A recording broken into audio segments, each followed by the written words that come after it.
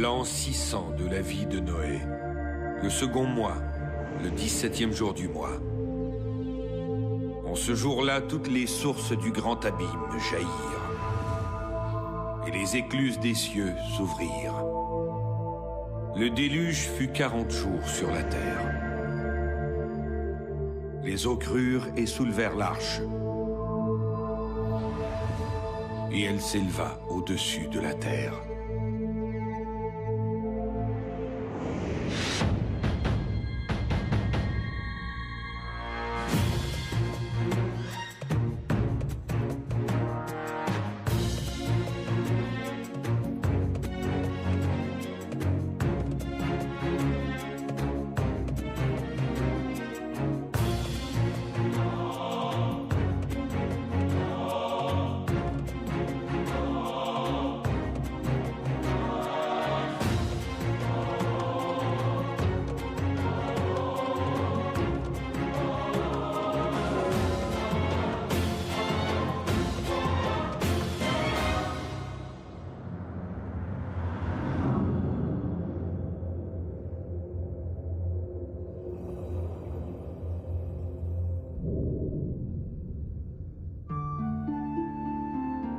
L'Ancien Testament recèle une foule de légendes fabuleuses.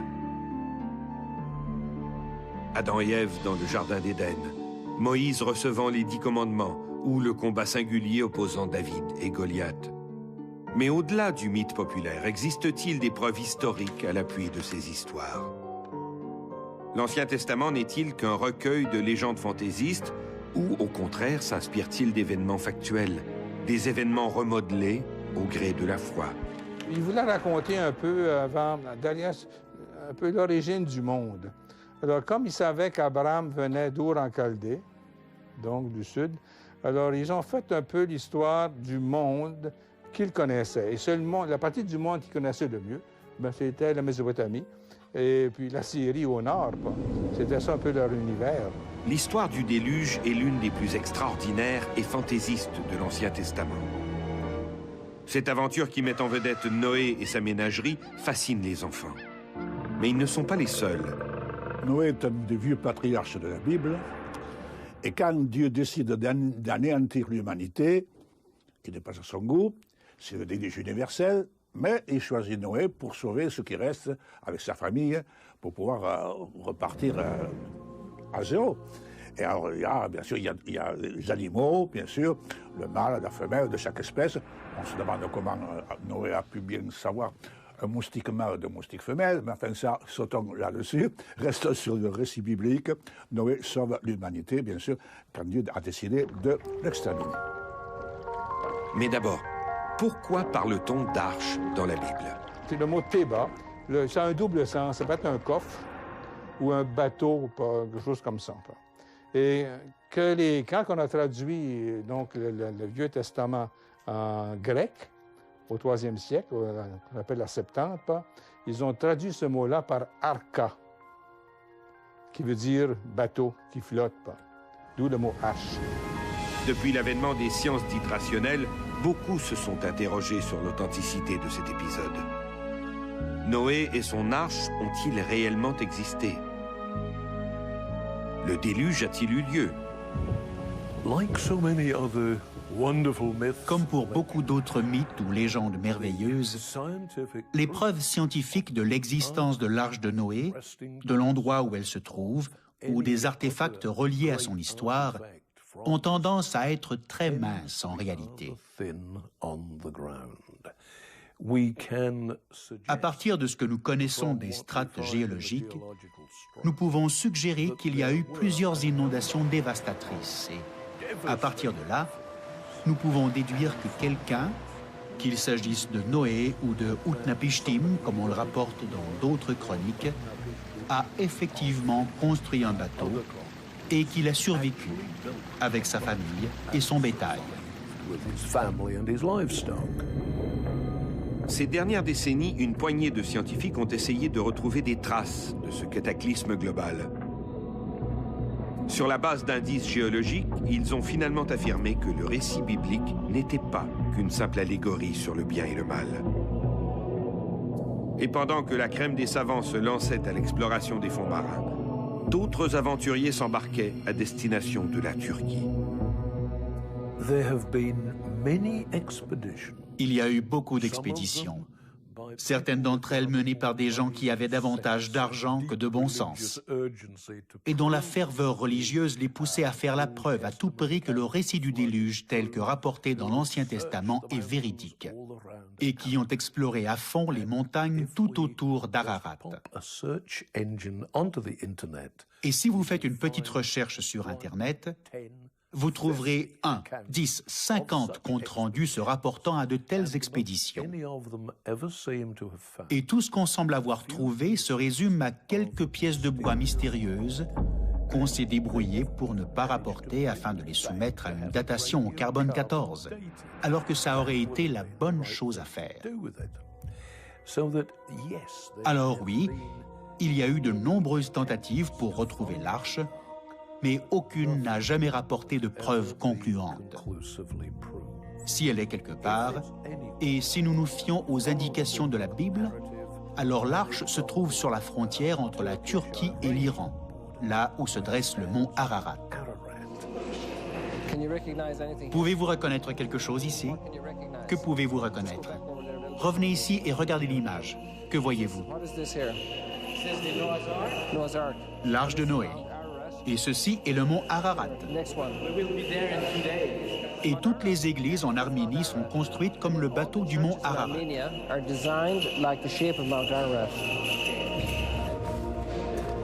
Je m'appelle Christian Page. C'est la voie de ces aventuriers de l'Arche perdue que j'ai décidé de suivre. Intrigué par ces questions, je me suis envolé pour la Turquie, pays de l'Empire ottoman. Les montagnes d'Ararat désignaient autrefois un massif situé entre la Turquie et l'Arménie. Aujourd'hui, en raison des frontières actuelles, il est difficile de resituer précisément l'étendue exacte de ces montagnes. Quoi qu'il en soit, et comme cette quête doit commencer quelque part, pourquoi pas par le plus haut sommet de cette région, le mont Ararat. Il faut dire que l'histoire de cette montagne a de quoi intriguer. Le mont Ararat lui-même est entouré de plusieurs petits monticules de pierre qui, si vous les survolez dans des conditions de visibilité, disons plutôt moyennes, peuvent vous pousser à crier à votre copilote « Hey Jack, c'est l'arche de Noé !» Mais le temps de poser l'avion et de marcher jusque-là, tout apparaît complètement différent de ce que vous avez vu. Depuis longtemps, d'étranges rumeurs entretiennent la croyance que sous les glaces éternelles de l'Ararat se trouveraient les vestiges d'un long navire de bois que d'aucuns croient être la légendaire Arche de Noé. Eh bien oui, je vous dis, au mont Ararat, il semblerait en effet, parce qu'il y a des recherches ont été effectuées dans ce coin du globe, il semblerait en effet qu'il y ait des traces laissées par un bateau qui remonterait aussi à peu près à l'époque du déluge. Déjà dans l'Antiquité et au Moyen-Âge, des chroniqueurs évoquaient la présence de l'arche sur une montagne d'Arménie. L'explorateur italien Marco Polo évoquait à son tour l'arche de Noé, qu'il situait également au sommet du mont Ararat.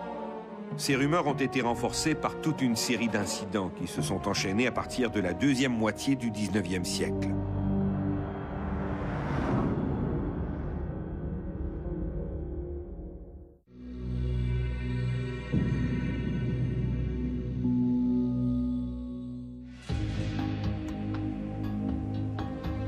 À en croire le récit de la Genèse, après des mois passés à la dérive, l'arche de Noé se serait échouée sur les montagnes d'Ararat. Dans la Bible, on dit « dans les montagnes d'Ararat ».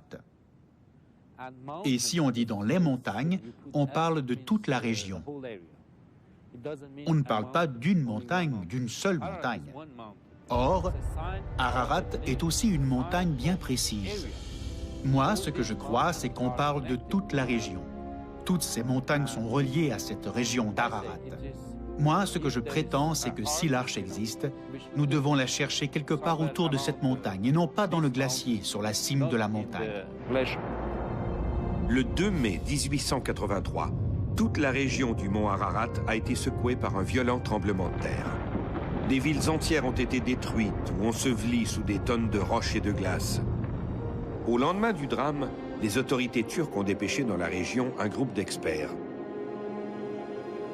Au cours d'une ascension de l'Ararat, les membres de la commission turque auraient découvert une grande structure de bois, semblable à un navire, dont l'extrémité émergeait du pied d'un glacier. Et c'est là que, d'après une carcasse de bateau qui semblerait être un bateau fort ancien, semblerait indiquer que c'est là qu'aurait échoué l'arche de Noé. Par une ouverture, les hommes se seraient glissés à l'intérieur. Il y avait là apparemment 3 grands compartiments, le reste de l'espace étant rempli de glace solide. Était-ce là la légendaire arche de Noé? En 1887, un certain John Joseph a raconté avoir lui aussi atteint l'arche. L'explorateur était alors à la tête d'une équipe qui tentait de remonter aux sources de l'Euphrate. L'arche était presque entièrement visible, seule sa section centrale étant encore recouverte de neige. En 1908 et 1910, lors de 2 étés particulièrement chauds, un jeune berger local, Georgi Agopian, aurait accompagné son grand-père jusqu'à l'arche. D'après Agopian, c'est la température clémente qu'il avait dégagée de sa gangue de glace. Tout le toit du navire était surmonté d'une espèce de corniche percée de petites ouvertures. En août 1916, lors d'un vol de reconnaissance dans l'est de la Turquie, un pilote de l'armée russe, Vladimir Roskovitsky, aurait observé du haut des airs la proue d'un grand navire de bois émergeant d'un glacier. Des soldats russes auraient non seulement atteint l'arche, mais l'auraient photographiée. Mais ces documents, en supposant qu'ils aient jamais existé, ont disparu dans le chaos de la révolution bolchevique. En juin 1949, un avion espion U-2 de l'armée américaine a photographié une curieuse aspérité au sommet du mont Ararat. Ces clichés, identifiés sous le vocable de « anomalie Ararat », n'ont été publiés que dans les années 1970. L'anomalie en question était apparemment une simple formation rocheuse mise à nu. Au début des années 1950, un industriel français, Fernand Navarra, s'est rendu à son tour sur la montagne sacrée. Navarra, qui avait servi dans l'armée française au Moyen-Orient, avait entendu toutes sortes de rumeurs concernant l'arche. En 1952, en compagnie de montagnards locaux, l'explorateur a donc atteint le sommet de l'Ararat, sans toutefois y trouver la moindre preuve de la présence de l'arche. Puis, sur le chemin du retour, alors qu'il se trouvait seul sur un glacier, Navarra a entrevu à travers les glaces les contours d'une longue structure de bois. C'était le 17 août 1952. En 1969, Navarra a entrepris une dernière fois l'ascension de l'Ararat, sans plus de succès. 5 ans plus tard, l'industriel a publié « Noah's Ark, I Touched It ». J'ai trouvé l'arche de Noé. Avec cette publication au titre plutôt optimiste, Navarra a pavé la voie à une longue série d'expéditions, dont celle du regretté James Irwin, l'un des 12 astronautes américains à avoir marché sur la Lune lors de la mission Apollo 15, et qui était passionné par le mystère de l'Ararat. De toutes ces équipées, aucune n'a jamais rapporté la moindre preuve sérieuse de la présence de l'arche sur la montagne. Seulement une kyrielle de photographies aussi peu convaincantes que floues. Une récolte bien mince pour tant d'efforts. Et si, en définitive, l'arche n'était pas sur l'Ararat, mais près de l'Ararat? C'est en tout cas une hypothèse que plusieurs considèrent avec sérieux. Une des nombreuses histoires entourant la localisation de l'arche est cette merveilleuse formation rocheuse toute proche d'Ararat et la théorie qui l'accompagne, laquelle veut que la totalité de l'arche a été pétrifiée, qu'elle s'est métamorphosée en pierre. Maintenant, réfléchissons un petit moment sur tout ce folklore que nous avons lu et qui tente d'expliquer les choses en disant « Oh, ce que nous pouvons voir maintenant dans le paysage est quelque chose qui s'est transformé en pierre. »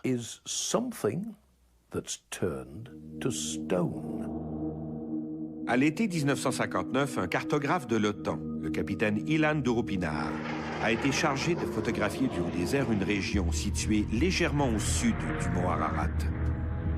Durant le vol, de Rupinar a photographié une surprenante formation rocheuse, ayant la forme d'un long bateau. L'année suivante, le cliché a été publié dans le Life magazine, avec pour titre « Est-ce l'Arche de Noé ?» L'étrange formation rocheuse, rebaptisée depuis Arche de Rupinar, en mémoire du cartographe, a fait l'objet de nombreuses recherches. Elle se trouve à quelques dizaines de kilomètres du petit village de Dogu Bayazit. La ville, qui compte moins de 60 000 habitants, se trouve à 15 kilomètres au sud-ouest du mont Ararat. Toutes les expéditions pour retrouver l'Arche de Noé ont transité par Dogu Bayazit. Et ces dernières années, un dénominateur commun les a unis, Ararat Trek. Il s'agit d'une petite agence locale qui offre des aventures extrêmes, dont l'ascension du mont Ararat.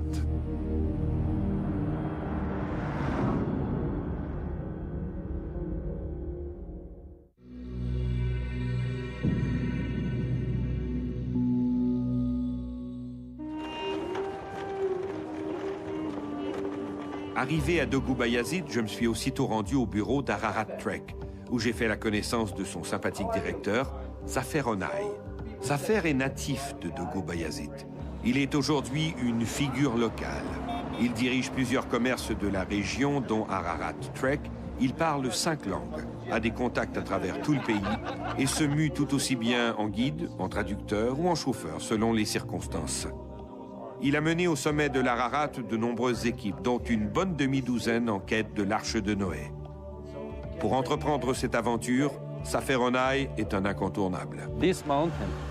Cette montagne, le mont Ararat, vous devez avoir un permis pour y aller.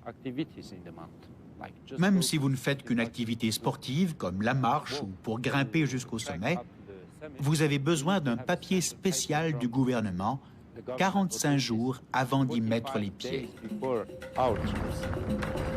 Pour ma première étape sur la route de l'Arche de Noé, j'ai choisi de me rendre à la mystérieuse formation rocheuse du site de Rupinar.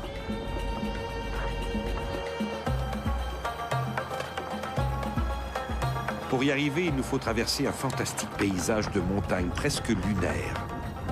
Ici, en dehors des agglomérations, c'est le désert. Les gens y vivent comme leurs aïeuls. Ils habitent de petites maisons en pierre et le jour, les hommes accompagnent les bêtes aux champs. Ce sont pour la plupart des communautés qui vivent presque essentiellement de l'élevage des moutons.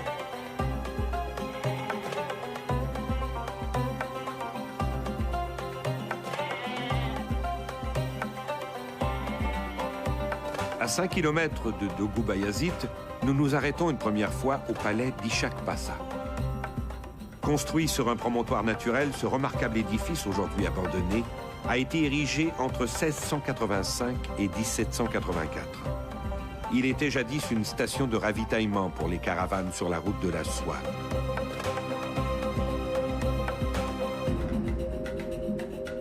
C'était à la fois une forteresse, une prison et un comptoir commercial. Dans les montagnes aux alentours, on peut voir encore les vestiges de constructions secondaires et de palissades. Des ruines qui témoignent de l'importance de ce lieu au XVIIIe siècle.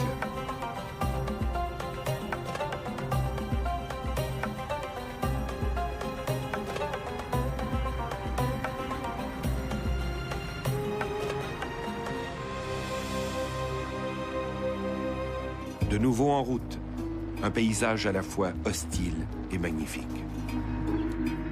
Derrière nous se dresse l'imposant mont Ararat avec son sommet enneigé. Et juste à côté, le petit Ararat, Little Ararat, un sommet secondaire qui s'élève quand même à 1200 mètres. À l'ouest, on distingue les massifs de l'Arménie, ces montagnes d'Ararat, pour reprendre l'expression de la Genèse.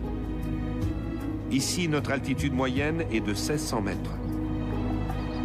Combien de mètres d'eau aurait-il fallu pour engloutir toute cette région? Si un tel déluge avait eu lieu, n'en resterait-il pas des traces? Le déluge décrit dans la Bible s'est-il réellement produit? Certainement qu'il y avait une cause pourquoi on a eu une telle destruction.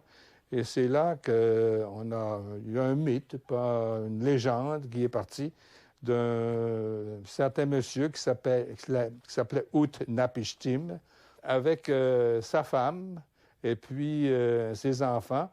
Alors, ils avaient été avertis par un Dieu pour qu'ils disent, on va avoir un déluge terrible, vous allez vous sauver comme ça. Et c'est cette légende qui est sumérienne, dans la fin du 3e, début du 2e millénaire avant Jésus-Christ.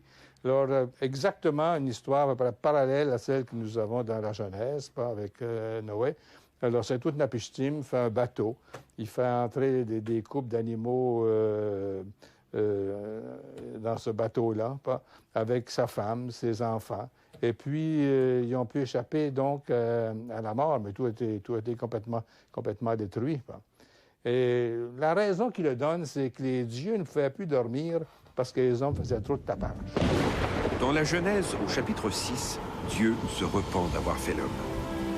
Il décide de faire disparaître tous les êtres vivants, de l'homme aux oiseaux, en les faisant périr dans un déluge global. Il fait toutefois une exception pour Noé, un homme juste et intègre, qui a trouvé grâce à ses yeux. L'Éternel lui ordonne de construire une arche où il trouvera refuge avec sa famille. Et là, c'est un recommencement nouveau, avec Noé, avec sa femme, et puis ses 3 fils, Sem, Cam et Japhet. Les noms sont très intéressants. Sem, c'est l'ancêtre des Sémites, donc des peuples de ce qu'on appelle le Proche-Orient. L'hébreu, le babylonien, l'assyrien, des langues sémitiques qu'on appelle. Sem. Ensuite, il y avait Cham. On dit Cam, là, mais c'est vraiment le Cham, ça veut dire noir, le sens de la racine. Alors ça correspond à l'Afrique. En hébreu, pas. Il devait connaître seulement qu'il y avait une Afrique noire, pas qu'il devait connaître un petit peu. Et Japhet, ça correspond, c'est un mot qui correspond à l'Asie mineure et surtout la Grèce. Parce que le mot Japhet, c'est un des noms qu'on utilisait en hébreu pour désigner la Grèce, donc on pourrait dire l'Europe. Alors, c'était le monde qu'il connaissait. Alors, donc, c'est vraiment une destruction de l'humanité qui a été réparée. Et puis, avec ces 3 fils-là, ce sont les 3 semences du monde qu'il connaissait, qui dépassait le Proche-Orient, qui avait l'Afrique et une partie européenne, qui recommence. Dieu demande aussi d'y embarquer un couple de chaque espèce animale.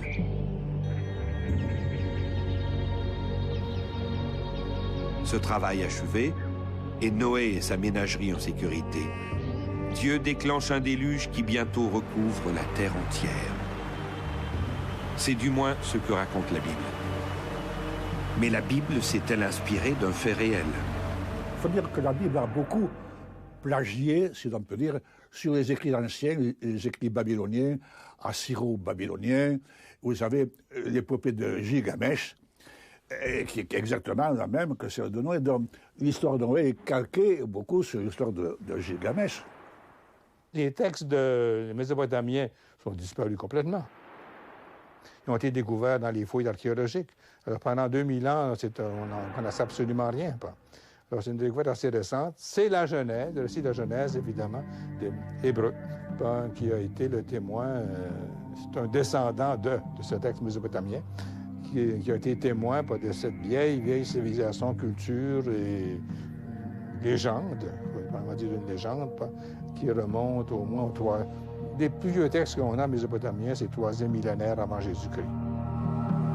Ce récit d'une catastrophe naturelle dont seule réchappe une famille qui a charge de repeupler la terre n'est pas l'apanage de la Genèse.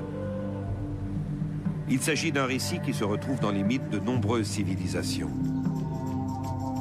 Une légende des Indiens Squamish sur la côte nord-ouest de l'Amérique du Nord raconte l'histoire du grand canoë qui aurait échappé au déluge, avant d'aller s'échouer au sommet du mont Baker. On a des récits de déluge dans toutes les religions du monde. Hein. J'invente rien quand je dis ça. Là. Je veux dire, on retrouve ça partout. Qu'est-ce qu'on a derrière ça? Moi, je pense qu'il y a une espèce de donnée commune de l'humanité, partout, devant des cataclysmes, devant des phénomènes naturels importants et qui n'ont pas nécessairement la teneur que donnent les textes ensuite, là, qui en font des récits absolument extraordinaires et merveilleux. Bon. Mais se replacer dans le contexte d'une cité, puis on a juste à penser à nous autres. Hein. On a une inondation quelque part, puis on est des gens qui savons c'est quoi une inondation, qui avons des maisons solides et tout ça. On va essayer de s'imaginer, tu es sur le bord des rives du Tigre ou de l'Euphrate, tu as ta ville là, puis tu as une montée assez exceptionnelle, ça peut arriver, hein, des inondations, des lieux, puis la ville part au complet, parce que c'est des villes en briques, c'est la destruction complète du monde que tu connais. Bien, pars de là, et là, tu peux te construire ensuite quelque chose qui considère l'ensemble de la planète. On ne pense pas, encore une fois, dans nos catégories, nous autres, là, mais le texte, un petit peu ce qu'il dit, c'est l'ensemble du monde est détruit par les eaux du déluge. L'omniprésence de ce mythe traduit-il le souvenir commun d'un cataclysme historique universel, ou faut-il plutôt y voir l'archétype d'un récit créateur? Les histoires de grandes inondations, que la Bible centralise autour de Noé, sont très largement répandues au Moyen-Orient et dans les régions adjacentes, telles que les collines de Chaldée ou la Mésopotamie, la terre entre les deux fleuves. Maintenant, comme nous le savons depuis les récentes tragédies consécutives aux tempêtes, aux ouragans ou aux tsunamis, l'eau possède une immense puissance qui entraîne dans son sillage des tragédies, la mort, la destruction. Alors je crois que l'histoire que nous avons dans la Bible fait référence au souvenir collectif d'un groupe d'individus ayant vécu un tel déluge. Pour la plupart des scientifiques, cette histoire de Noé, de son arche et du déluge universel n'est qu'un récit imagé. Une légende non pas née d'une inondation globale, mais d'une série de petits déluges locaux. Il faut dire que, pris littéralement, le récit de la Genèse n'en est pas à une invraisemblance près.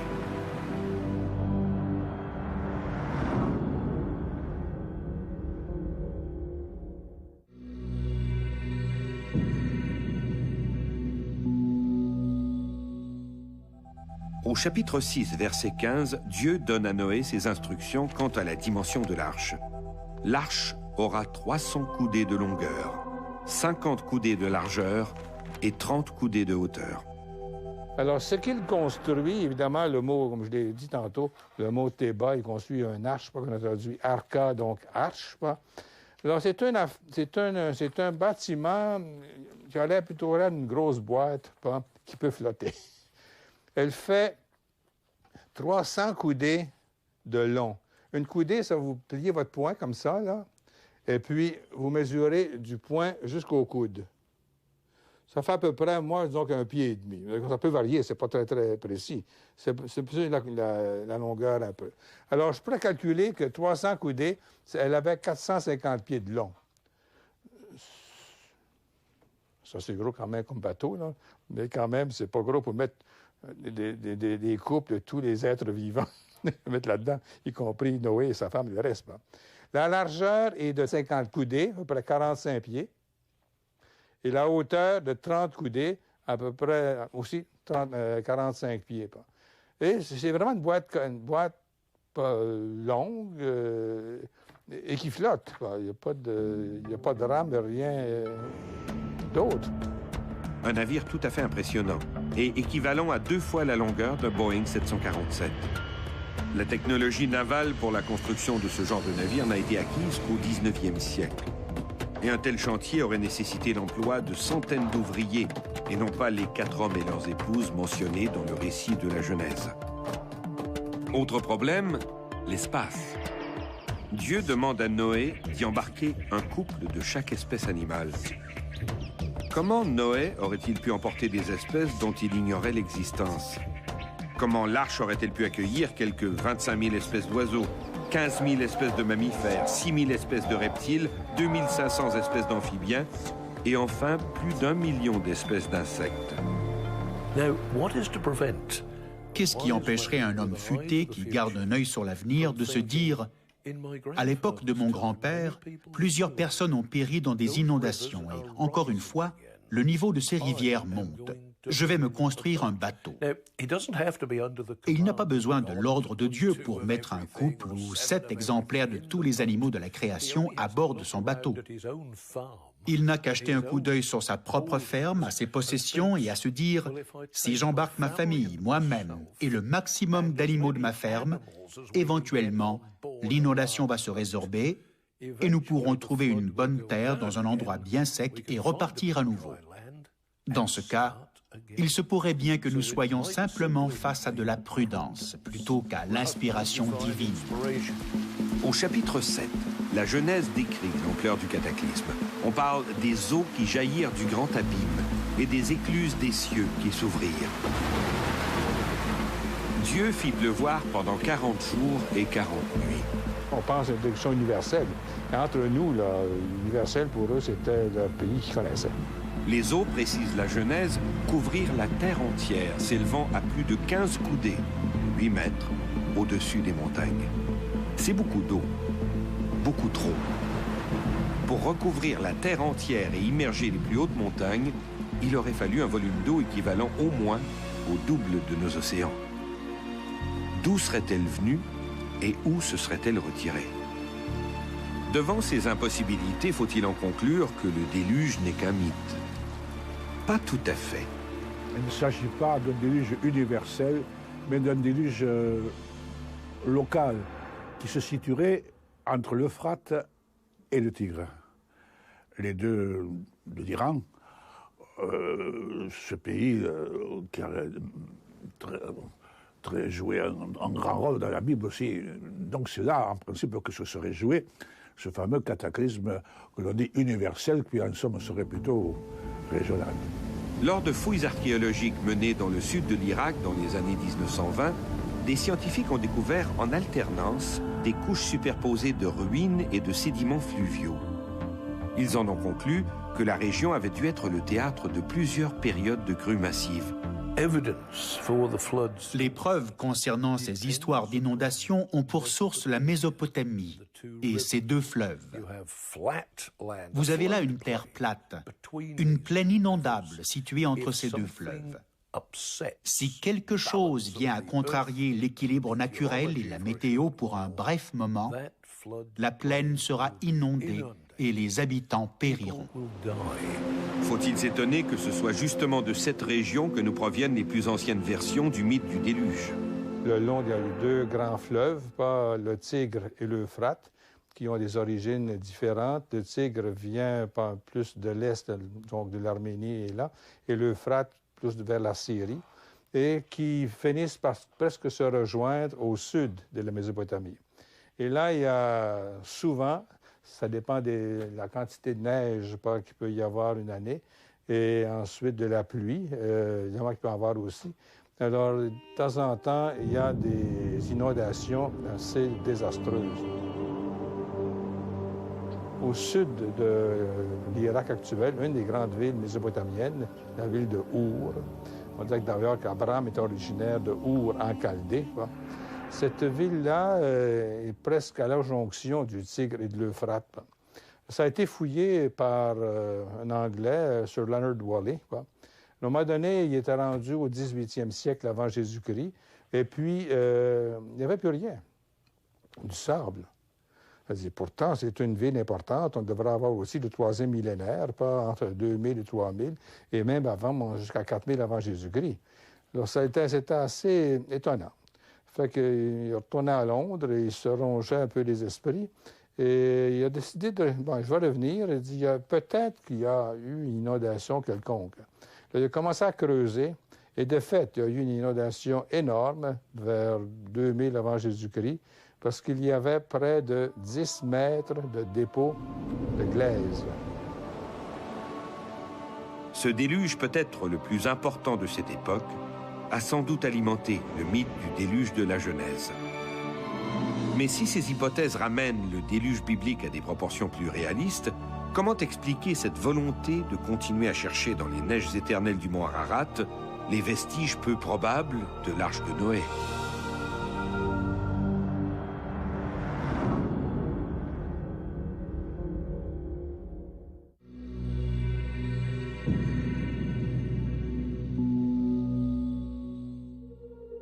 La plupart des expéditions menées sur l'Ararat ont été orchestrées et financées par des groupes ou des individus d'obédience fondamentaliste. Pour eux, remettre en question l'interprétation littérale de la Bible relève presque d'un crime de lèse-majesté. Ici, le débat est beaucoup plus une question de foi que de science. La découverte des vestiges de l'arche au sommet de l'Ararat prouverait l'acuité du récit de la Genèse et serait une victoire éclatante de la religion sur la science. Deux dogmes souvent inconciliables. S'il est à peu près exclu que l'arche de Noé, si arche de Noé il y a eu, puisse se trouver au sommet du mont Ararat, qu'en est-il de l'arche de pierre de Durupinar? En arrivant au site de Durupinar, j'ai été frappé par l'isolement des lieux. Il se trouve au milieu de nulle part, et seul un petit kiosque musée construit au sommet d'une crête indique l'endroit. Sur place, j'ai été accueilli par Hassan Baba, un vieil homme du village voisin de Uzengili. Il est en quelque sorte le gardien de l'arche. Depuis les années 1960, il a vu défiler tous ces aventuriers qui sont venus explorer et étudier cette étrange formation rocheuse. L'arche de Durupinar se trouve au fond d'une dépression géologique. Au premier coup d'œil, on reconnaît aisément la silhouette d'un bateau. Rien d'étonnant à ce que depuis 1987, le gouvernement turc ait fait de cet endroit le parc national de l'Arche de Noé. Cette étrange formation se situe près de la frontière de l'Arménie et à quelques kilomètres du mythique mont Ararat. L'endroit se trouve à une altitude moyenne de 1900 mètres au-dessus du niveau de la mer, beaucoup moins élevé que le sommet de l'Ararat avec ses 5165 mètres. Et ses dimensions correspondent plus ou moins à celles mentionnées dans le récit de la Genèse. Et pour ajouter aux spéculations, il existe dans la région de Akaïla, à quelques kilomètres du site de Durupinar, d'immenses pierres qui ressemblent étrangement à ces ancres utilisées jadis par les navigateurs. D'après ce que je sais, des hommes de science ont fait des recherches sur ces ancres de pierre. Ils ont documenté le sujet des pierres. Ils n'ont pas terminé leurs recherches, pas encore. Ils ont des scans, ils ont tout le matériel. Mais avec ces nouvelles technologies, nous avons besoin d'avoir de nouvelles recherches, de nouveaux scans et d'autres excavations. C'est nécessaire. Et maintenant, il y a de nouvelles compagnies et des universités et ils collaborent ensemble. Et une de ces sociétés, Anchorstone International, travaille sur ce site avec différentes compagnies et des universités et ils essaient d'obtenir un permis du gouvernement pour exécuter ce travail. La majorité de ces pierres sont à présent couvertes de croix. Ces ancres de pierre, c'est vrai qu'il y a maintenant des croix gravées dessus. Et je dois ajouter qu'elles ont été utilisées ultérieurement en tant que stèles funéraires. À l'époque où les Arméniens vivaient dans cette région, par exemple, ils voyaient une belle pierre et ils l'utilisaient comme pierre tombale. Si vous y pensez, ces gens, des chrétiens, des orthodoxes, quand ils vivaient là, ou ils savaient qu'ils avaient affaire à des pierres sacrées et ils les plaçaient là, comme ça, et gravaient des croix dessus, ou alors ils ne le savaient pas et ils les utilisaient comme ça pour les tombes, pour les sépultures. Mais si vous voyez les croix sur ces pierres, ce ne sont pas les croix habituelles que les Arméniens gravent dans les autres cimetières ou sur leurs pierres tombales. Et sur plusieurs d'entre elles, on peut voir encore cet œillet qui, croit-on, aurait autrefois servi à les rattacher à leur navire.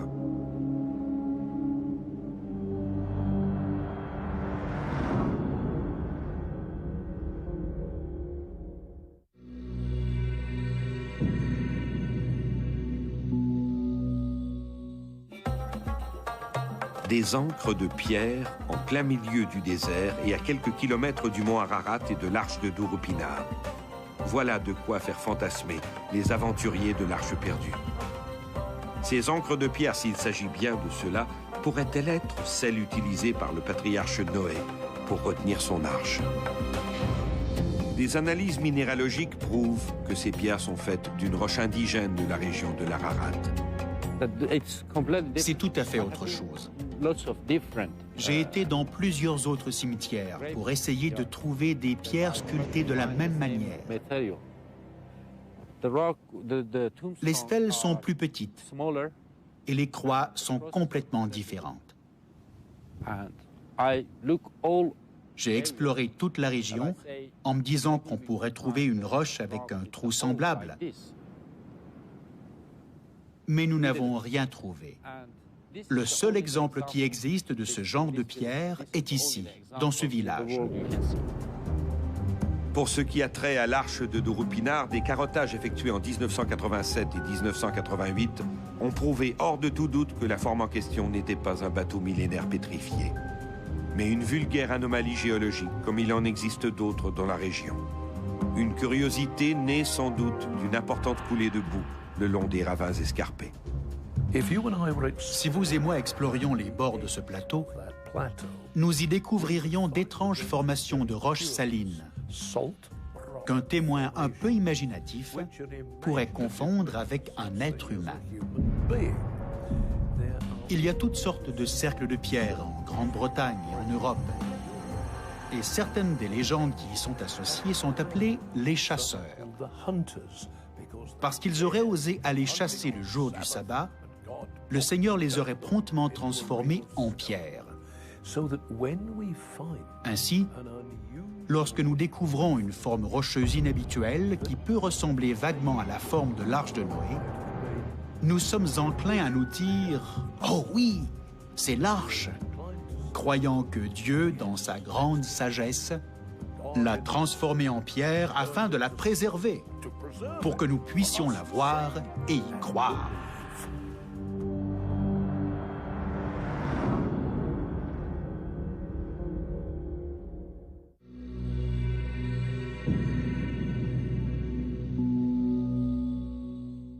Pour les historiens et les archéologues, l'histoire de Noé n'est rien de plus qu'une allégorie où se mêlent la tradition orale, la religion et une touche d'histoire. Les trois quarts de l'histoire de l'humanité, si on se fie uniquement au texte, on n'a pas grand-chose à dire, hein? Presque rien. Ce sont les restes matériels qui nous informent. Donc, savoir lire pas une coupe archéologique, savoir lire pas une série de céramiques, savoir lire pas l'architecture domestique, civile, palatiale, le reste, c'est notre façon, en très grande partie, pour pouvoir refaire l'histoire un peu de ces époques-là. La recherche des vestiges de l'arche de Noé est beaucoup plus qu'une lubie d'aventurier. Mes croyances théologiques m'interdisent d'imaginer un Dieu que Jésus a décrit comme un Dieu d'amour, qui dirait de manière purement arbitraire « J'en ai assez de tous ces gens et de leurs péchés, je vais les noyer ». Ce n'est pas le Dieu dans lequel je crois qui aurait dit ou fait cela. Et pour le commun des mortels, elle n'est qu'une épopée digne des aventures d'Indiana Jones. Une quête où les bons et les méchants se perdent entre le mythe et la réalité. Qu'est-ce qui est beau, évidemment, là-dedans, quand ils sortent de l'arche, et là qu'apparaît l'arc-en-ciel. L'arc-en-ciel, c'est toujours pas le signe du calme, de la paix, de la prospérité, quelque chose comme ça qui revient après une tempête, une crise, des choses semblables. Alors cet arc dans le ciel, et en plus, il est en arc comme ça empêche encore que les cataractes viennent encore descendre d'un coup puis anéantir l'humanité. Une aventure où le divertissement et le rêve sont plus importants que la vérité. Et comme le disait si bien l'écrivain russe Alexander Pouchkine, à une vérité triste et plate, je préfère un mensonge exaltant. Si cette citation n'a jamais résolu une énigme, elle en a expliqué plusieurs.